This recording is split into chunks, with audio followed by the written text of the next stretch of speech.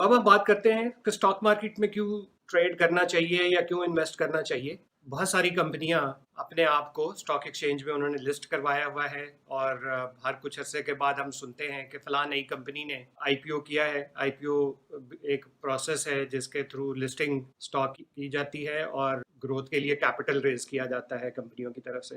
तो इन listed shares में हर कोई इन्वेस्ट कर सकता है शेयर्स खरीद के।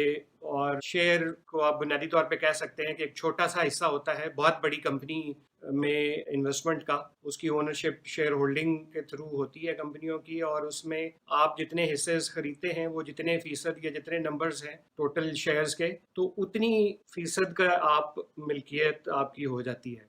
इन्वेस्टमेंट का एक की प्रिंसिपल है high risk high profit, low risk low profit.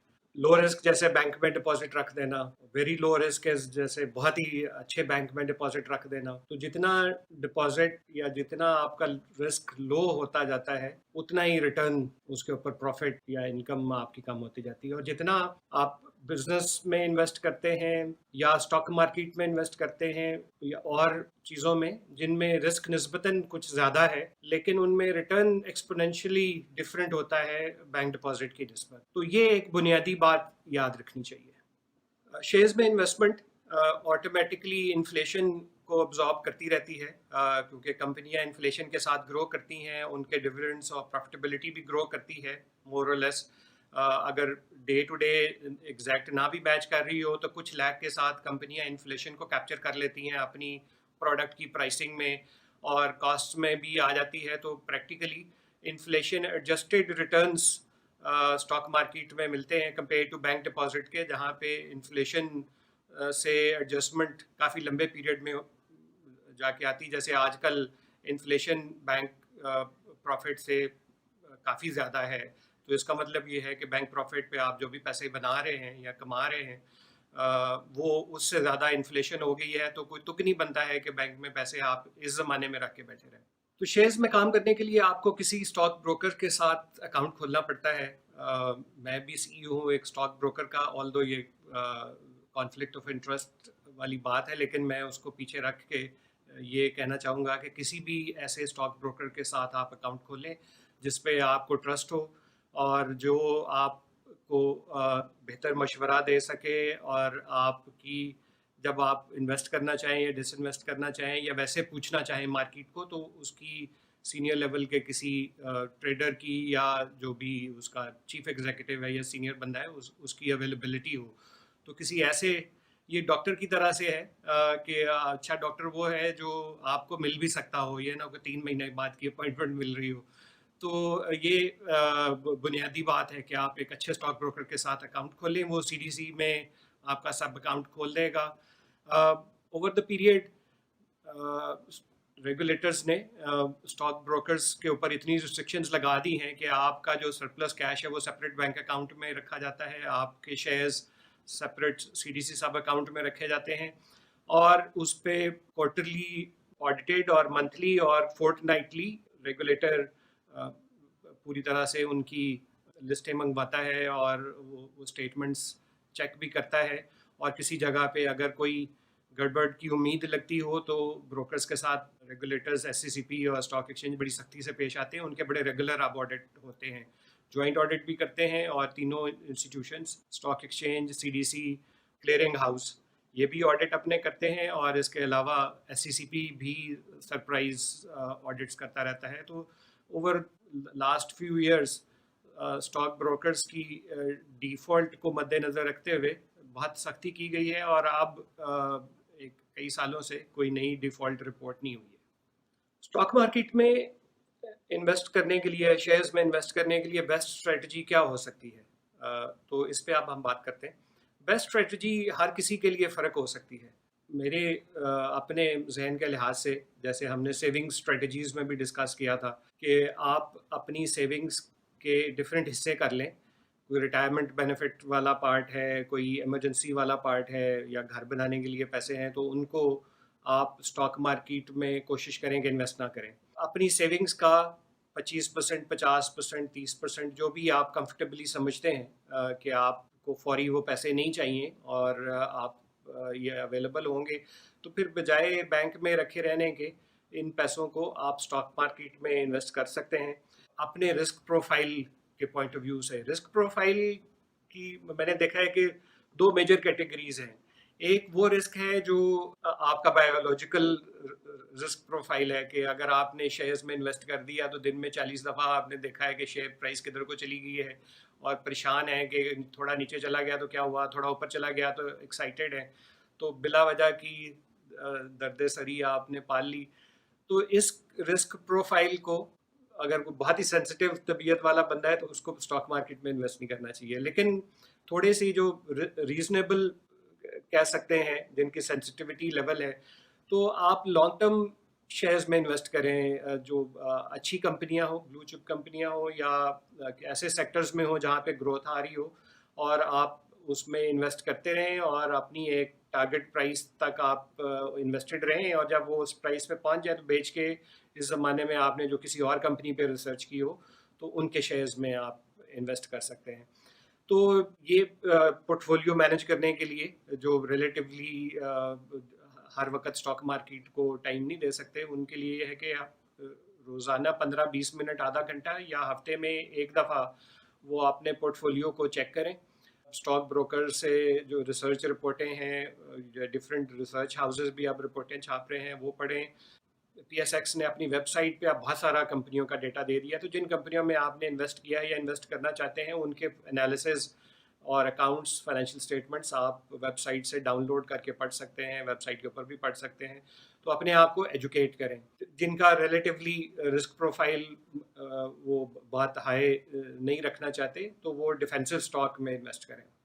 Stock market में उतार चढ़ाव की खबर और अपने शेयर्स जिसमें आपने इन्वेस्ट किया हो या इन्वेस्ट करना चाहता हो उनके उतार चढ़ाव की इंफॉर्मेशन अब रेडिली अवेलेबल है। पीएसएक्स की वेबसाइट के ऊपर भी ये अवेलेबल है, और आपके ब्रोकर्स जो भी आप सेलेक्ट करेंगे उनके पास टर्मिनल्स हैं, उनके पास एक रिमोट टर्मिनल या रिमोट अकाउंट यूज़ करने के लिए आपको ऑनलाइन सिस्टम वो दे सकते हैं।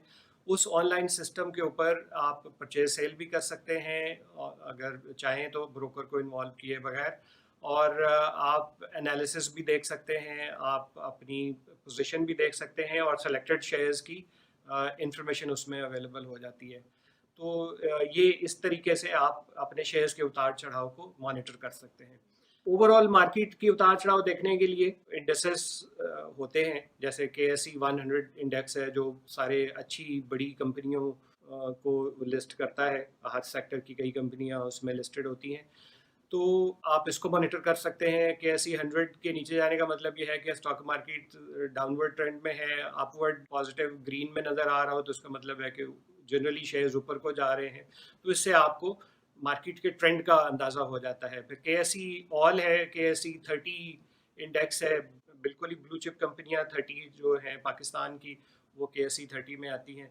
इसी तरह से इस्लामिक शरिया कंप्लाइंट शेयर्स का भी KMI 30 और KMI ऑल शेयर्स इंडेक्स है। इनसे भी आपको मार्केट की जो भी मूवमेंट्स हैं वो पता चल सकती हैं।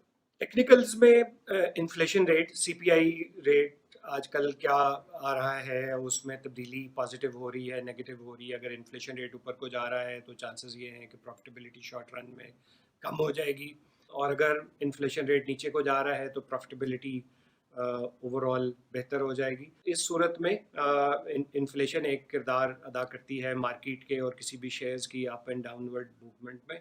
इंटरेस्ट रेट्स डिटरमिन करते हैं कि कितनी सप्लाई फंड्स की, मनी की अवेलेबल होगी टू स्टॉक मार्केट। यूजुअली अगर इंटरेस्ट रेट्स स्टेट बैंक की पॉलिसी रेट हो या बैंकों के इंटरेस्ट रेट्स हो वो ऊपर को जा रहे हों तो उस ज़माने में स्टॉक मार्केट ग्रो नहीं करती है या नेगेटिव ट्रेंड शो करती है, और जब ये इंटरेस्ट रेट्स भले वो SBP की पॉलिसी रेट हो या बैंकों के डिपॉजिट्स के ऊपर ऑफर्ड रेट हो वो नीचे आ रहे हो तो ज़्यादा पैसे अवेलेबल हो जाते हैं, क्योंकि लोग बैंकों में पैसे रखने की बजाय बेहतर समझते हैं कि ऑल्टरनेट एसेट में इन्वेस्ट करें। तो शॉर्ट टर्म के लिए और इजी एंट्री एग्जिट के पॉइंट ऑफ व्यू से स्टॉक मार्केट पहला स्टेप आता है। रियल इस्टेट उसके बाद आता है, बिकॉज रियल इस्टेट में एक दफ़ा आप इन्वेस्ट कर दें तो फिर आपको एग्जिट इतनी आसानी से नहीं मिलती। पॉलिटिकल और इकोनॉमिक स्टेबिलिटी और इंस्टेबिलिटी, ये दोनों बड़ा रोल प्ले करती हैं एज टेक्निकल्स मार्केट के अप एंड डाउन मूवमेंट में। स्पेसिफिक किसी शेयर्स में भी इनका बड़ा रोल होता है। फिर कंपनियों के अपने मर्जर्स एक्विजिशन टाइप अगर कोई स्पेकुलेशन चल रही है तो, या वो कोई नया एक्सपेंशन प्लान लेके आने वाले हैं, या कोई एग्जिस्टिंग प्रोजेक्ट बंद हो रहा है, या किसी तरह से कोई गवर्नमेंट का एक्शन आने वाला है जिससे अगले दिनों में सेंटिमेंट नेगेटिव हो सकता है या पॉजिटिव हो सकता है, तो सेंटिमेंट्स भी मार्केट को बड़े सीरियसली इम्पैक्ट करते हैं एटलीस्ट शॉर्ट रन में। अगला उसूल ये है कि आप अच्छे शेयर का इंतखाब करें। अच्छा शेयर कौन सा है जिनकी मैनेजमेंट क्रेडिबल है over a longer period of time, जो वादे करते हैं वो शेयर होल्डर्स का भी ख्याल करते हैं और कंपनी के प्रोजेक्ट्स को वो ठीक ऑपरेट कर रहे हैं, कोई चोरी नहीं करते, उनकी रेपुटेशन ऐसी नहीं है कि वो कोई साइड में उन्होंने सेपरेट कंपनियां बना के पार्ट ऑफ द प्रॉफिट्स वहाँ ले जाते हैं, या वो उनके ऊपर टैक्स चोरी के मुकदमे बने हुए हैं, या किसी और तरीके से वो शेयर होल्डर की वैल्यू पूरी माइनॉरिटी शेयर होल्डर तक पहुँचने नहीं देते। उनको छोड़ के जिन कंपनियों की और उनके स्पॉन्सर्स की और मैनेजमेंट की क्लीन शोहरत है, वो आपको ईयर टू ईयर रिजल्ट्स में और उनके डिविडेंड पे आउट्स से पता चल जाएगा। तो अच्छे शेयर का इंतखाब करें। मेरे एक दोस्त हैं जो इस उसूल पे बड़े सख्ती से कारबंद रहते हैं और उन्होंने हमेशा अबव नॉर्मल प्रॉफिटेबिलिटी कमाई है, हर सीज़न में इन्वेस्टेड रहते हैं और वैसे तो माशाल्लाह वो फाइनेंस में भी चैम्पियन है, लेकिन जो उनका उसूल है वो ये है कि वो पहले स्पॉन्सर्स और मैनेजमेंट को इखलाकी लेवल पे देखते हैं कि उनकी रेपुटेशन क्या है बाज़ार में, वो अबव द बोर्ड हैं, जिस तरह से पैकेजेस ग्रुप है और कई ग्रुप्स हैं इस लेवल पे, या वो उनका मॉडल जो है वो ज़रा सस्पिशियस है। तो जिनकी रेपुटेशन स्पॉन्सर्स की और उनकी मैनेजमेंट की बहुत अच्छी है, वो उन्हीं कंपनियों में इन्वेस्ट करते हैं। तो मेरे ख्याल में ये उसूल भी लॉन्ग टर्म इन्वेस्टर्स के लिए बहुत रेलेवेंट है।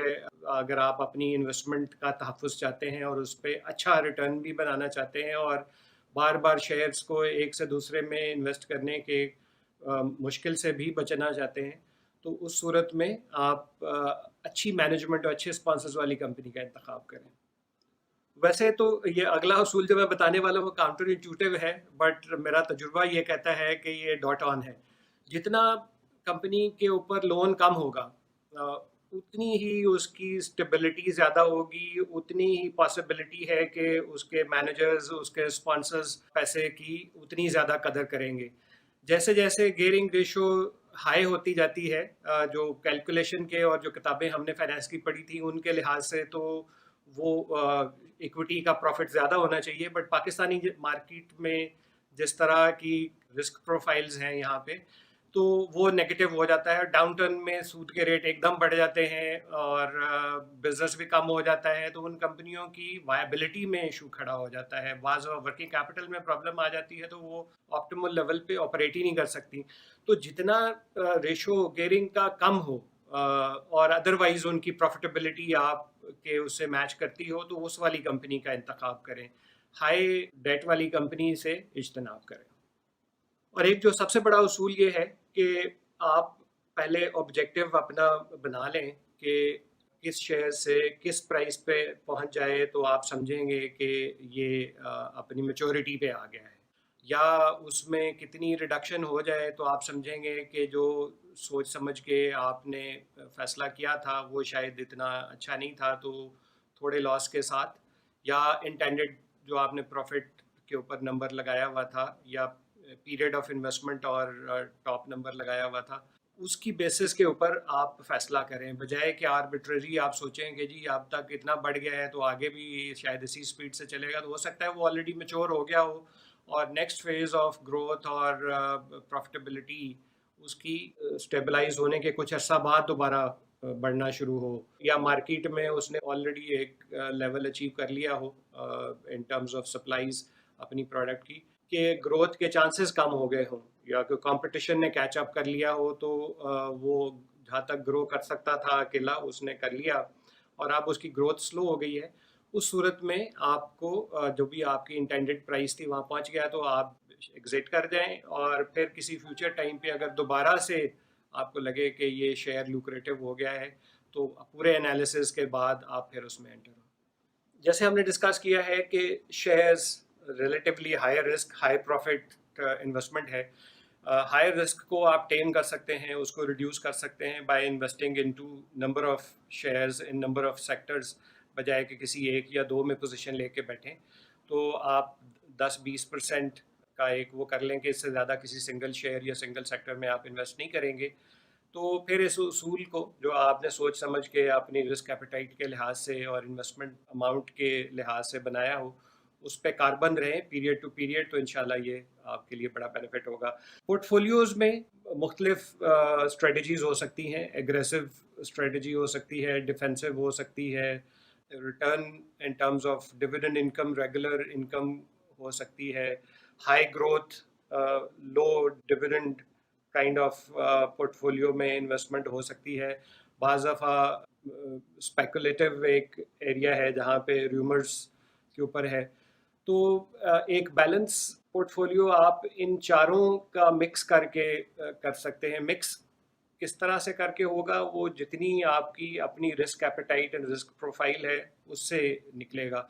अगर आप कंजर्वेटिव हैं तो शायद आपको डिफेंसिव में 50% से ज़्यादा इन्वेस्ट करना चाहिए, ग्रोथ में 10-20% इन्वेस्ट करना चाहिए, डिविडेंड ओरिएंटेड में अनदर 10-20 करके, तो बाकी जो बच जाए तो 10% के करीब आप स्पेकुलेटिव एग्रेसिव वाले में कर सकते हैं। अगर किसी का रिस्क प्रोफाइल बहुत हाई है और वो बेसिकली अगर उसके पास ये पैसे हैं, उससे या तो वो कोई छक्का मारना चाहता है और अगर डूब भी जाए तो खैर है, तो फिर उसको स्पेकुलेटिव और एग्रेसिव में भी ट्राई कर सकता है। बट बाकी सारे लोगों के लिए एडवाइस यही है, कॉमन दोस्तों के लिए, कि वो डिफेंसिव स्ट्रेटजी अपनाएं बजाय कि बहुत एग्रेसिव स्ट्रेटजी अपनाएं।